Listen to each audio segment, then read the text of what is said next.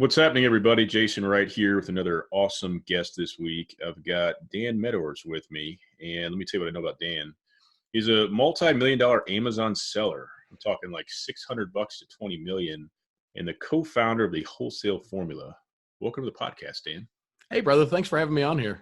No problem at all. So in your own words, if you want to do the long or the short version, it's your world, but tell me about your journey to this point in time right now. Sure, absolutely, man. I had an interesting start. It's kind of been I've been fortunate in that I guess I haven't had a real job in my life, right? There you go. When I graduated from college, I started working at a local company, and it's kind of weird because I live in the middle of nowhere in Kentucky, and there's not a lot of tech or like cool stuff around. You know, it's your traditional brick and mortar style retail jobs, your construction jobs, that kind of stuff. Like there's just not a lot. I mean, in my town, I think we have about 11,000 people. Yep. And there's probably more cattle in Corbin than humans. So, Yeah. But I started out and I went to work for this company that sold Magic and Yu-Gi-Oh cards, Pokemon cards online off their website. And when I started there, like I just graduated college. My wife was about a semester behind me, and I was planning to go to law school. So I was just going to get a job until she graduated, and then we were going to move together. And I started at this e-commerce place, and it was just so fascinating, man. Like everything about e-commerce fascinates me. Just particularly, I guess, where I come from, that really small town mindset. Like I grew up. I was born in Corbin, Kentucky. Grew up here. Went to college locally. Like it's just super cool to see the connectivity online, and it's not something I couldn't even afford a computer until I was 18. Mm-hmm. So my only monkeying around online was at school and stuff. Yep. So when I worked there, it was just super exciting, and I got to see how that business operated. And over the course of time, I became a pretty key employee. Like the first year I was there, I started as a card sorter. And literally, I'd just go and talk to the owner afterwards. Like, I was a relatively smart guy, and he knew I wasn't there to be like a long-term employee. That I was there to be, I was there until my wife graduated. So we would always talk about business and business philosophy after I'd get off work, and it's just really cool to, I got to learn a lot of stuff. And at some point, he asked me if I would take over one of the categories there, and then we grew that one. I think the year before we had done about $2 million in sales. And that year we finished at about 4 or 5 million. Okay. And that category grew significantly, and then it continued to grow. And eventually in 2011, that company had grown to over 25 million in revenue off of its own website. Wow. But it was quite a different company, right? Like the thing that attracted me and I loved the most about it was that, it was that small town, that small family style vibe, right? Like, yep. Whenever it grew to 25 million, we had 200 plus employees. Like it was a lot more corporate structure, and I became more disenfranchised, and ultimately ended up getting terminated. And it was like 3 or 4 days before Christmas.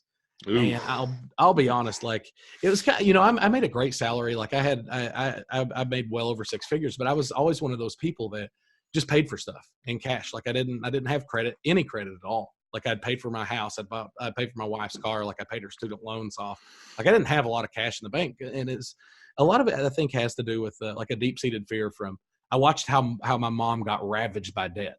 Yeah. Like just absolutely ravaged. So when I got fired, even though I had a great job at the time, like I didn't have a ton of savings in the bank. And we'd been doing this little Amazon hustle for about 6 months at this point. And how we got introduced to that was one of the guys came in. He was one of the chief officers in the company, and he came in one day and he had mentioned that he was turning in his notice. And I was like, what in the world? What? Like, this is, we're in the middle of nowhere, Kentucky, and you get paid 6 figures, man. Why in the world would you leave? Yeah. And he was like, honestly, man, I'm just making more money at home selling stuff on Amazon, like part-time. And he introduced us to the model, and this was like in June or whatever. He had introduced us to it, and we got like a little $600 credit card to start monkeying around with, and had done really well. Like honestly, like after work, I was really passionate about it and just loved it. It was like new and fresh and exciting for me. So after work, we would go shop in retail stores and then take our stuff and sell it online. And we grew from that little $600 credit card, and we did $50,000 in December alone. Wow. And that was when I'd gotten terminated.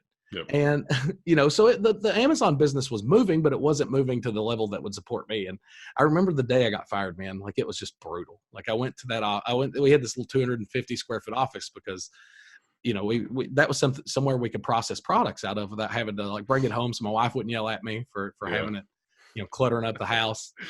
And, I went to that office, man, and I just sat down and I cried and cried and cried. Cause I was like, I had a brand new baby girl. She was a year old.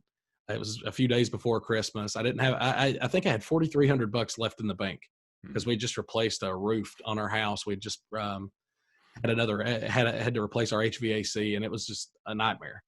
And I remember, like, I was trying to think of, what do I tell my wife? Like, what do I tell her?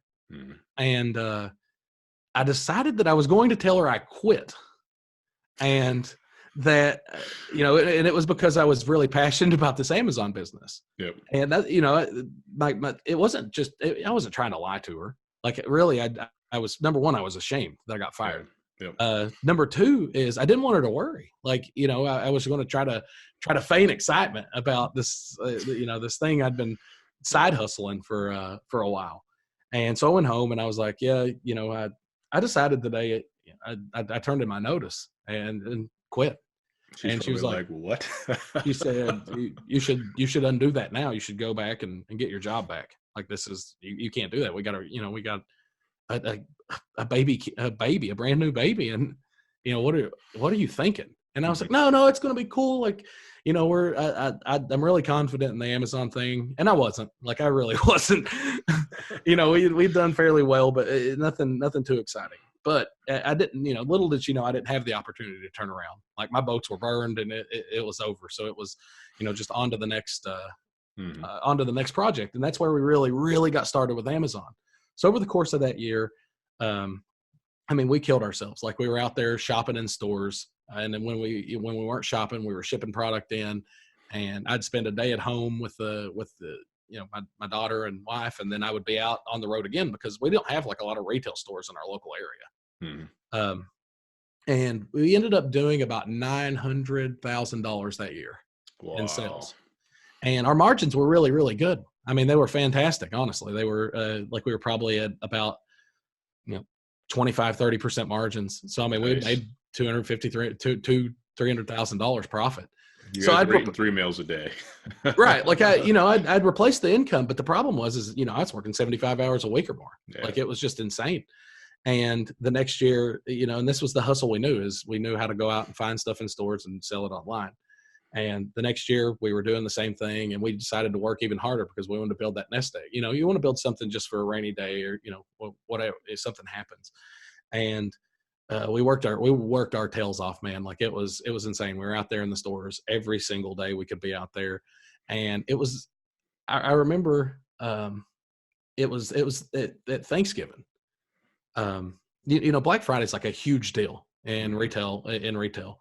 And for us, it was like the biggest shopping night of the year. Like, whenever on Black Friday, we would leave, we would go rent multiple giant vans. We would go into stores. We would spend, $30,000, $40,000, $50,000 in that night because the discounts are so big. And that would be our inventory that'd be, months of inventory for us over the next year after it, the sale prices had bounced back up.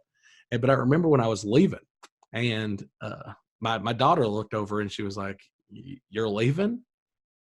And it was just unbelievable. Like, I was just overrun with emotion because it's like, we're making great money, but at the end of the day, like, that's not what I wanted. Like, this is not a business I want to run. I don't want to never see my kids. Like, I don't ever be almost like an absentee dad. Yeah. And it broke my heart, man. Like, I remember driving, like, cause the year before, whenever we were out there, it was, gosh, we're so excited. Like, just couldn't get there fast enough. We even got a speeding ticket, like, getting to the first store. And that time, like, I was talking to Eric and I was like, man, it was miserable even. Like, I hated it. Like, I literally just hated it because, I'd rather just be there and sucking up memories with my family and the people I care about. And he was like, me too, man. Like, this was brutal. This one was the worst one I've had. Cause he had, he has some daughters too. And, that's all we talked about is how we needed to make a change in our model, even though we were, seemingly successful at the time, or it was, working. It wasn't working for us. So we talked about the different models we could use and go into, and we tried, and honestly, it was imperative that we made some kind of shift. Like I just couldn't stand it going forward. So the first thing we tried was we tried to create a retail store locally.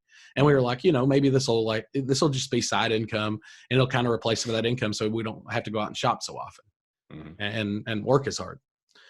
And, it didn't do terribly, but it didn't work because it's, I have 11,000 people locally. I'm not going to be able to sell enough products to be able to change my business. Yeah. And we ultimately sold that store. Like, I think we I don't even know if we made money or lost money. Like, it was that close. It was just, we knew it wasn't working for us. And then we started another business, and we were going to sell My Little Pony products online. And we'd watched a documentary about My Little Pony and bronies, and had researched a bunch of conventions.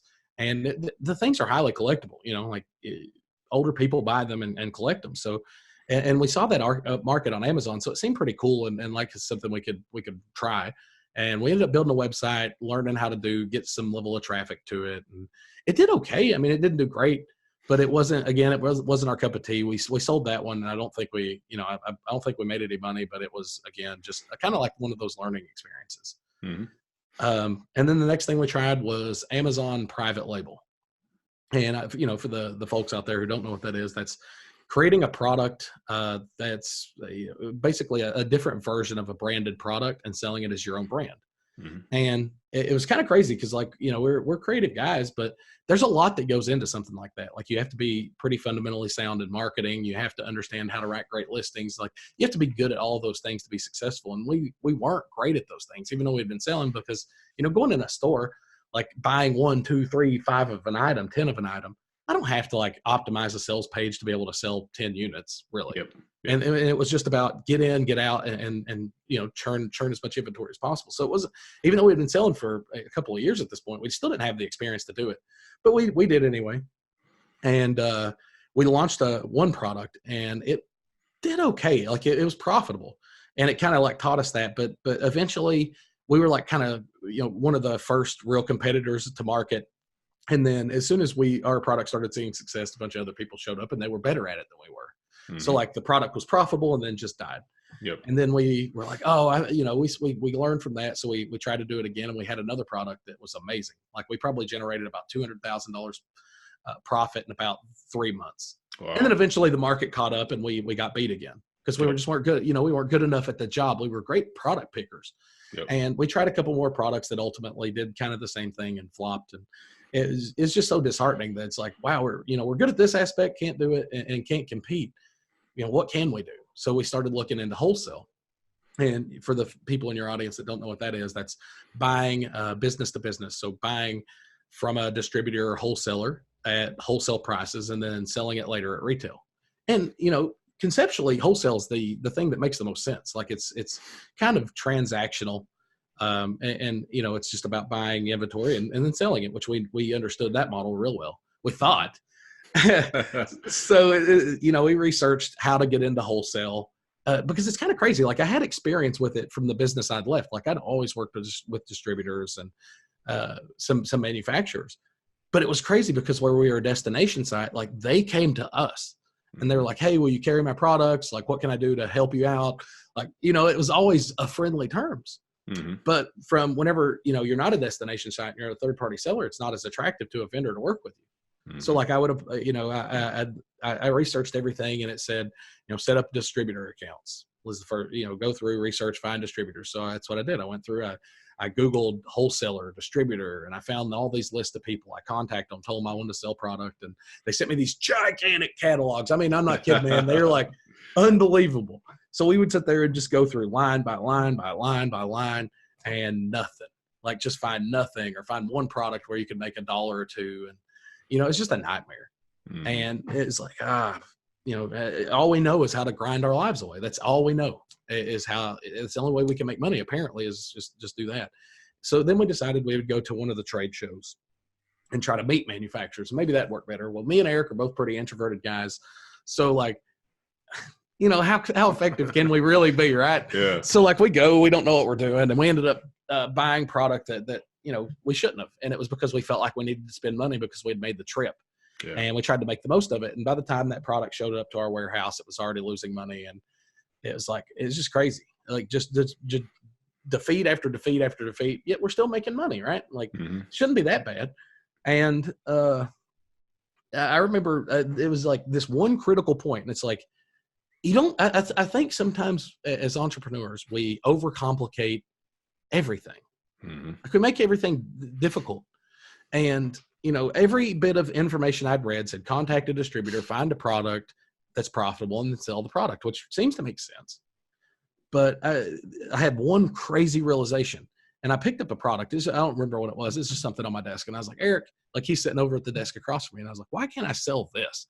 Why do I got to contact all these manufacturers to see what they carry, to see what's good, and then maybe find something? Why can't I just carry the product I want? Like, and he was like, well, maybe, I guess we could just call the manufacturers. And it's like, all right. So we called them, and I was like, hey, this is my company. I'd love to buy your guys' products and sell them on Amazon. And they were like, can you tell me what distributor I need to contact to be able to work with you guys? And they were like, well, we actually do direct sales. I was like, what? Like, you mean I don't have to contact the distributor? I could just buy product from you?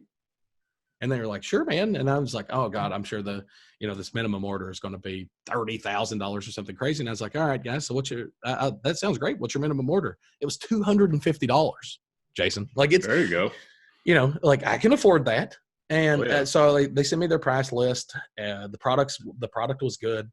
And we go ahead. I think we ended up placing a bigger order, like, $750 or something, because we got a discount and made even more money. And then, the product comes in, and I looked over at Eric and I was like, if it's really this easy, I swear we're going to be millionaires by next month. Like, if they'll just sell me product like this,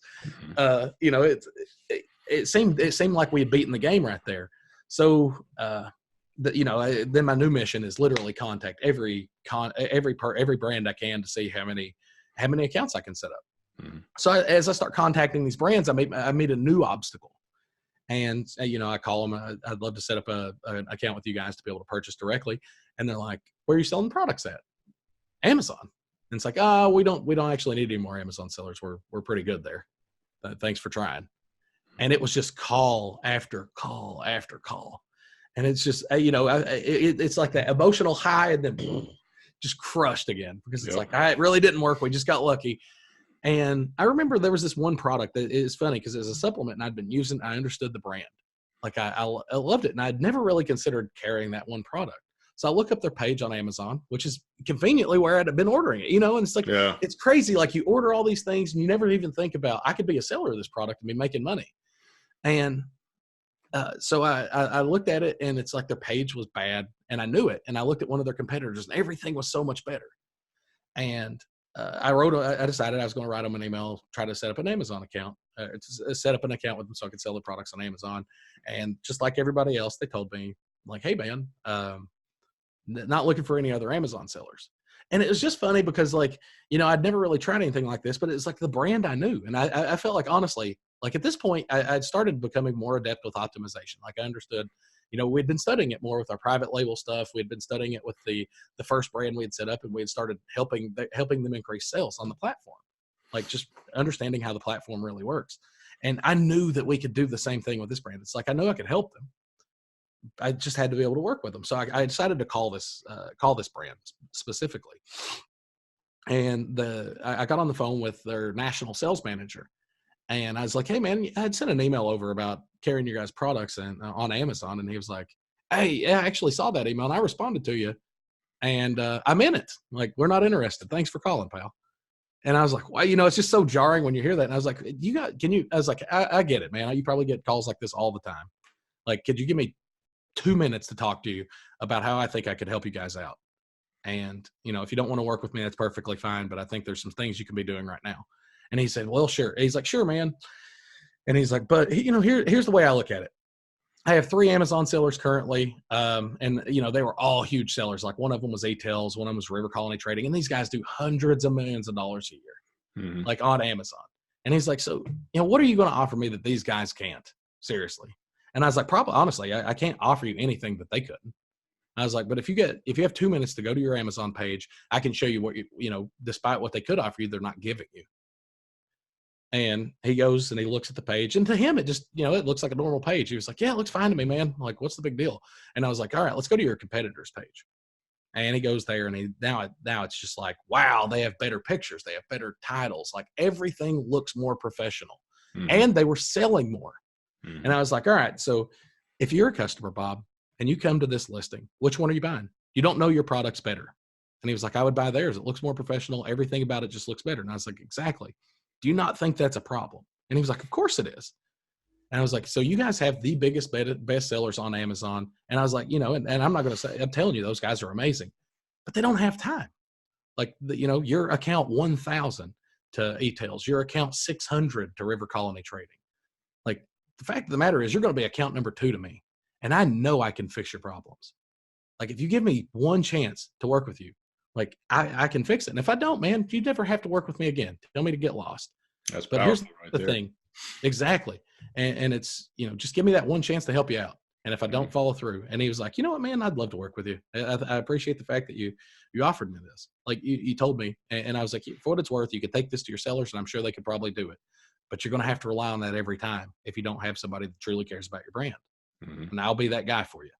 And we carried that product and did super well. But that was the lesson we learned. And it's, I can't beat people with my wallet. Like, I don't have enough money to out order everybody and become their favorite customer.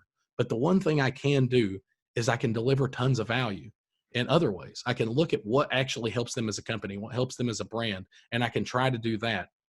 And maybe that will entice them to work with me. And that's been our strategy ever since. Is we don't try to work with 1,000 people. I try to work with 1, 2, 3, 4, and just one company at a time. And I try to solve their problems and invest them into us, because that's ultimately what we've learned is partnerships are what make that's what makes the world go round. Yep. Yeah. Relationships, that human connection's everything, man.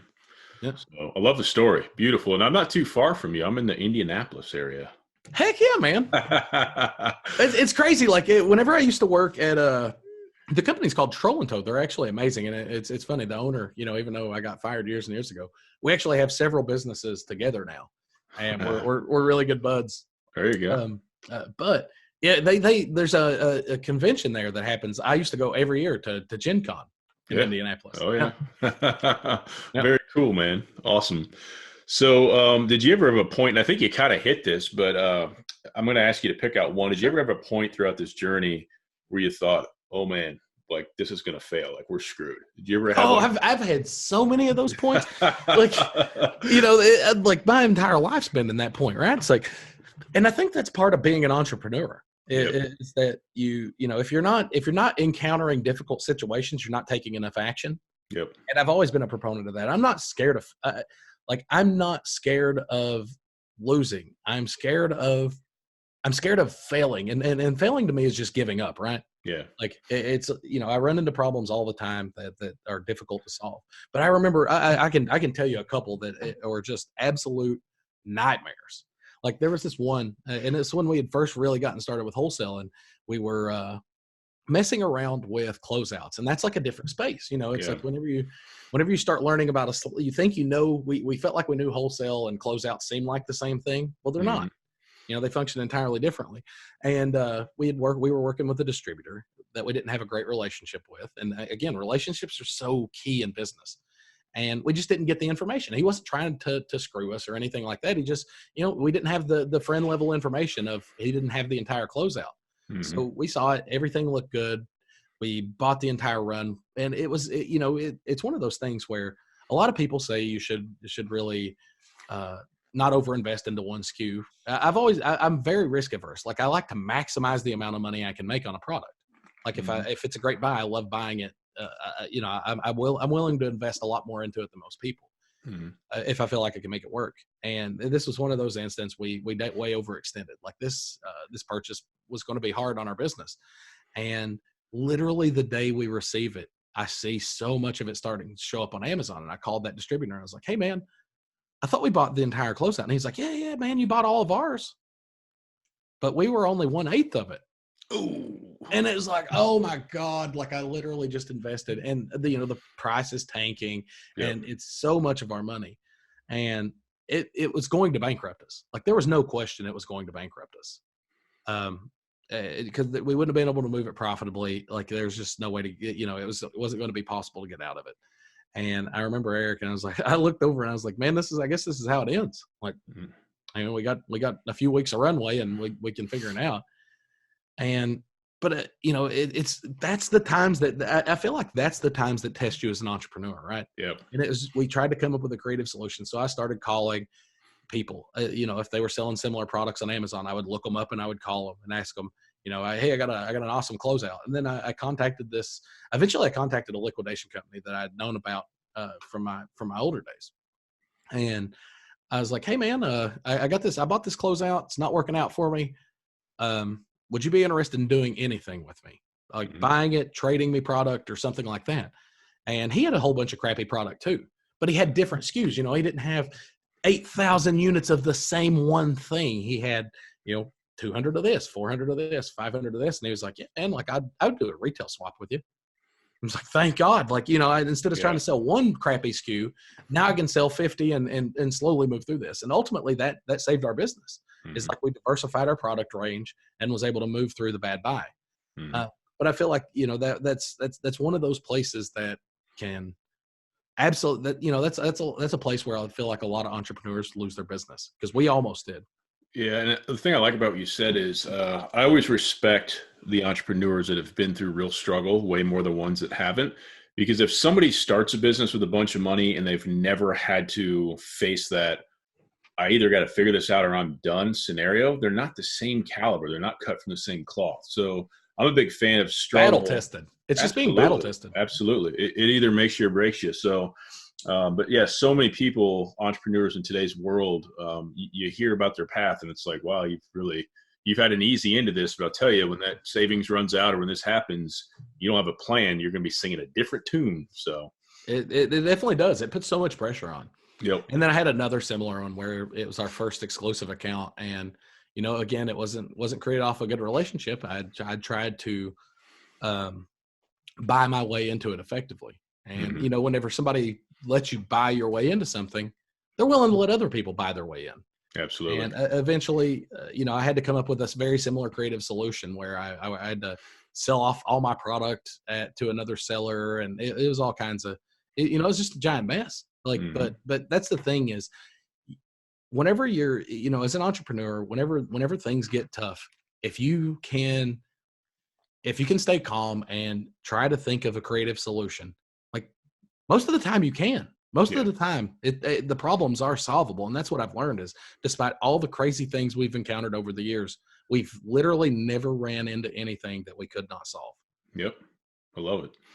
Where do you think most people go wrong on Amazon? So I've looked into it before. I don't think I've actually pursued it. I know a lot of people have. I think a lot of people give up early, but what's your opinion? What's your thoughts on that? Honestly, it's grit for me. I think you got to have some level of grit to keep moving forward, because things aren't easy. Like, nothing's easy. This model, I sell a course, and I'll be the first guy to tell you, Amazon's not easy. It's doable. Like, anybody can do it, and the opportunity's there, but it's not an easy button. So like, in our particular, in every type of version of selling has its own complications. So like if you're, retail arbitrage has a really low barrier to entry, but it's super hard to scale and you have to put a ton of work in. Private label, like it has a big upside if you own your brand afterwards, but there's a lot of creative stuff that goes into creating a brand. With wholesale, like our challenge is, whenever you're calling vendors, 9 times out of 10, they tell you no. And you have to be making that 10th call just like you were making the first one, with the same vigor, the same trying to solve their problems, because that's ultimately what it takes to convert people. So everything you do in life, if you're a digital marketer, if you're a podcast host, like every single thing has complications, but I think people give up typically when they meet the complication, rather than trying to work through it and find a solution. Yep. I would agree with you. I think most people give up way too soon. It's always funny when I have a conversation with somebody, they're like, man, this business isn't working out. And I'm like, tell me about it. How long have you been doing it? 2 weeks. Really? It's like, I mean, That's it. just dipping your toe in the water. Yeah, I mean, it's like you're not going to be a great basketball player if you practice for 2 weeks. You're not going to get fit if you work out for 2 weeks. Like nothing great happens in 2 weeks. No. So the only exception to that is our deer season opens in 2 weeks. So in that case, something good does happen in 2 weeks. Greatness can happen, right? Absolutely. So it's funny that something about that you said about grit, because when I talk to people that want to start a side hustle, a lot of times the two things that I always hear people tie to easy money when they don't know what they're talking about is e-commerce and affiliate marketing, and neither of those things are near as easy as they sound. No. And it's like, don't you think if it were that easy, everybody you know would do it? Like people never stop and think. I mean, because there's not that many new ideas that you hear about anymore. You know, people are generally doing something that works, and a lot of people, like even Amazon themselves, have modeled some of the most successful companies in the world, and not try to reinvent wheels in a lot of ways. So Sure. it's anybody listening, good advice for you is try something and stick with it for a little while for sure. No, but that's the trick. It's honestly, Amazon it's easy enough that if you do it and you don't give up, anybody can do it 100%. Yeah. Like it was crazy. We worked with a charity. It's called E-commerce Kids, and it was some kids in California that were trying to learn to set up e-commerce businesses. Ranged from, I think the youngest little dude was 7, and I think the vast majority of them were 12 to 15. Mm-hmm. But literally every single we went through with the kids and taught like the full course and helped them understand how to communicate in emails, and their parents their parents were helping them. Mm-hmm. But I mean, there were kids in that program in the first year that developed $100,000 a month businesses. So it's possible, but these kids and their parents respectively worked their tails off. Like they stayed with it. They worked through objections. Like when people told them no, they didn't get discouraged. They looked for ways to continue to add value. And that's what it takes. So it's easy enough realistically that a child can succeed. Mm-hmm. But the truth is most people don't, because they give up way faster than that. Yep. Yeah, something I told somebody this week actually is, from my experience and from a lot of people I've spoken to, the timeline on our success, whatever we deem that to be, is unknown. The first time I quit corporate America, I made about $80,000 a year then, but I went from 80,000 to 0. And I told my wife I was going to recover that in 2 months. And I don't know where I came up with that timeline, but I literally in 2 months ran out of money and was making 0. And she was exactly. she wasn't happy with me. And she's like, how long is it going to take? And finally I was like, I don't know. I don't know. I realized one conversation could change my life. I don't know if it'll ever happen. I don't know when it may happen. So I just kind of came to grips with myself and said the timeline for anybody is unknown. We can't obsess about that. And I think that's another thing that holds people back is unrealistic expectations. And, why did they give up? Why did they give up in 2 weeks? And it's because they're not a millionaire. Yep. Like really. Yep. It's not necessarily because it's hard, because none of this stuff's like pulling teeth. It's because they're not getting the results that they hope for. Yep. And this is the same thing I tell people all the time. It's like, I get a common question I get is, how much money do I need to start Wholesale? It's like to get started, you probably need about $2,000. Mm-hmm. But you're not going to be able to retire on, you're not going to be able to spend that $2,000 and make $100,000. That's not how it works. Like, you take that $2,000, you make $500 or $600, you reinvest that $2,500, you get $3,000 back, and you just keep doing it until you got a business. Yep. Like it's, you still have to grow. Like there's no just easy button where you have a business. Absolutely. And, I feel like it's a lot of it's just due to expectations. People hear the story of, the kid that has a $100K business, but what they don't realize is, it took him a year, and he probably, his family helped him start with maybe $15,000 or $20,000. Yep. So while he did a great job growing his business, the kid had an advantage. Not everybody has that. And your expectations can't be based around other people's success. You have to look at a model and understand that, these are realistic results. This is what I can expect to see. And if I'm passionate about it and that's good enough for me, I have to give it my all right there. Yep. That's great advice. This is going to be an interesting question for you. Is there any single piece of advice you would give a less experienced, younger version of yourself? So if you from today could go back in the future 5 years or some amount of time, what would you tell yourself? It's an interesting one. I would say, and I've heard this before. It's not like unique to me, but hire fast and fire faster. Like realistically, whenever we got comfortable in our business, like it was almost like I almost didn't want to change stuff. I was afraid I would break something, and my income would go away, and that probably kept us from that probably slowed us down by over a year into making that transition, is not wanting to hire people, not wanting to train people, not wanting. And it wasn't that I didn't want to train them. It was that I didn't know if they would do as good a job as I would. And I didn't want to risk them doing a lesser job with my money. You know what I mean? Mm-hmm. So if in retrospect, that was a terrible idea. And then conversely, when we started hiring people, I would get attached to them, and I would have trouble, even when they were a poor employee, firing them. Mm-hmm. And that's one of the things that I feel like as an entrepreneur, you have to be good at is, number one, you have to be good at bringing people onto your team. Like, nothing worth doing is worth doing alone, realistically. And, since we started hiring people and investing in a team and trying to get people to invest back into us, like, our company has grown exponentially. Mm-hmm. And, but to the same effect, if you have the wrong team member, it can really hurt you fast. And sometimes it's a difficult decision, but you have to do it. You have to make the decision to cut the person. Absolutely. I'd love to get 5 essential skills from you that everybody needs to be successful on Amazon. Sure. Action oriented. Like, you have to be willing to take action. If you're not willing to take action, you're never going to succeed at anything. A value first perspective. I think creating relationships is incredibly important. And I think the best way to do that is by offering people some value. Mm-hmm. Like, and what is value? Value is being able to do something that will help them, whether it helps you or not. Yep. And that's the way I look at it is, whenever we approach these manufacturers, a lot of the times I just tell them what I would, if you want to work with me, these are the things I'm going to fix. Mm-hmm. If you don't want to work with me, send this to your sellers and get it fixed. Like, it will do everybody good. Yep. And that's what most people respond to is I'm not trying to, sell them. I'm not trying to sell them on working with me. I'm trying to show them that it's a great idea to work with me. Yep. I think that was 2. Yep. The third one is resilience. We talked about resilience and grit, honestly. Mm-hmm.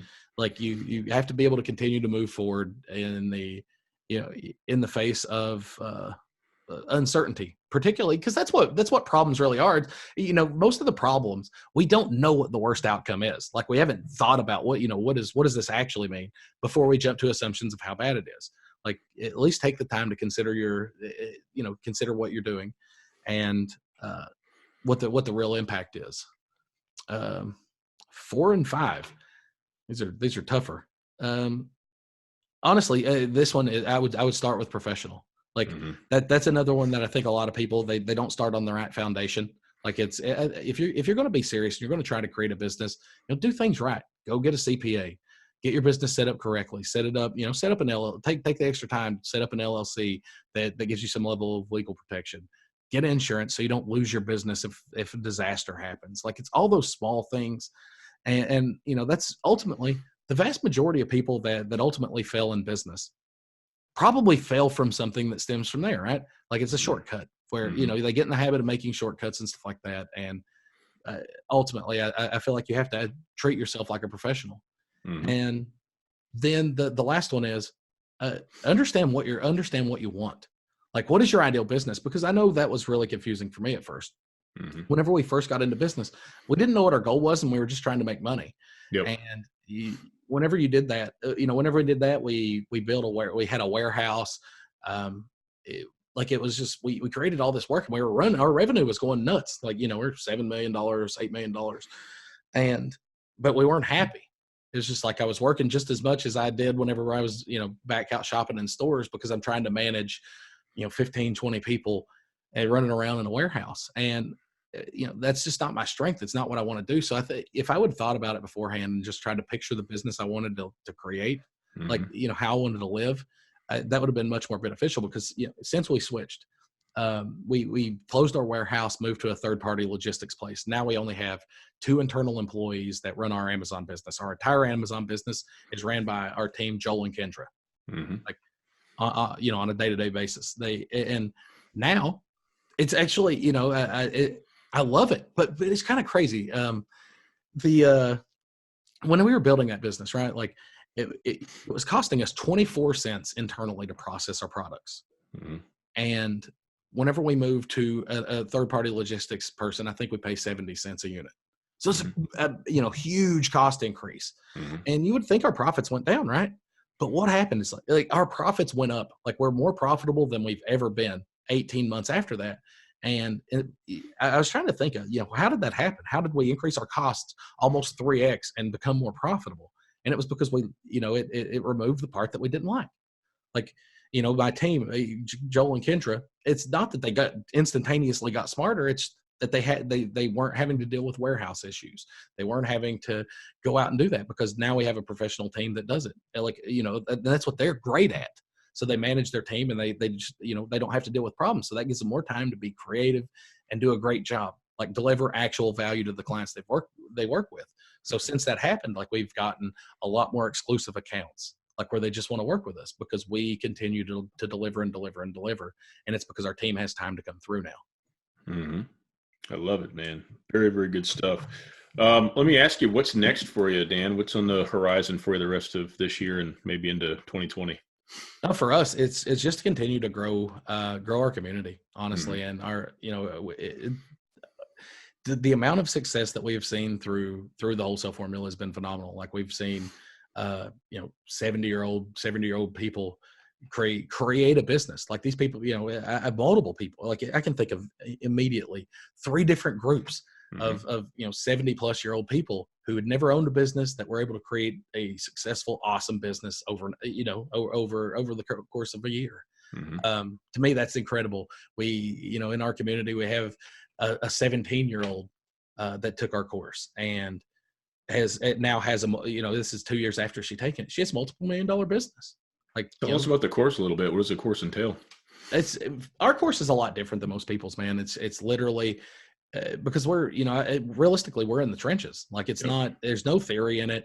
And what we did is we recorded just how our business operates. So it's just literally a step-by-step walkthrough for our business. Like originally when we created it, we were creating training videos for our own employees.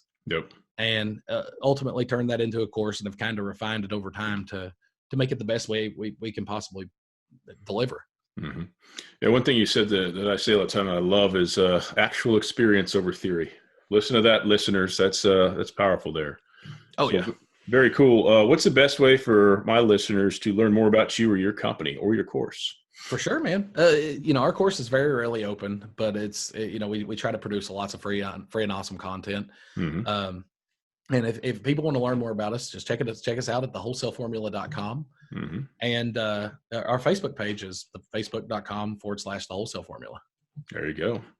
Well, awesome, Dan. I really appreciate your time and had a great conversation with you today. Thanks for coming on the podcast. Absolutely, man. It's a pleasure being here. Awesome.